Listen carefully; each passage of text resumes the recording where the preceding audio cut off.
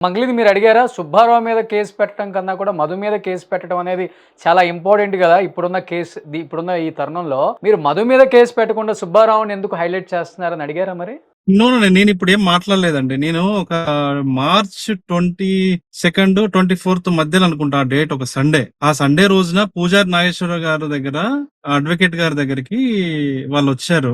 నేను ఉన్నాను, పూజారి నాగేశ్వరరావు గారున్నారు, ఇంకొక ఇద్దరు మనుషులు వేరే బయట వాళ్ళున్నారు. సుబ్బారావు, మంగ్లీ ఉన్నారు. కొంతమంది బాధితులు కూడా ఉన్నారు ఆ రోజున. అందరూ వచ్చారక్కడికి. అయితే నేను అదే రోజు చెప్పిన, ముందు మధు అనేటోడు నీ పేరు పెట్టి, నీ పేరు చెప్పి వసూలు చేశాడు కాబట్టి, ముందు ఆ మధు అనే వాడి మీద మీరు కేసు పెట్టండి. ఆ మధు అనేటోనితోని మంగ్లీకి నాకు ఎటువంటి సంబంధం లేదు. అంటే ఈ జరిగిన దీనికి మంగ్లీకి సంబంధం లేదని వాడి చేత చెప్పించండి. వాడి చేత ఒక ప్రెస్ నోట్ ఇప్పించండి. నువ్వు బయటపడతావు అని ఆ రోజు చెప్పాము. నేను వెళ్ళిపోయా.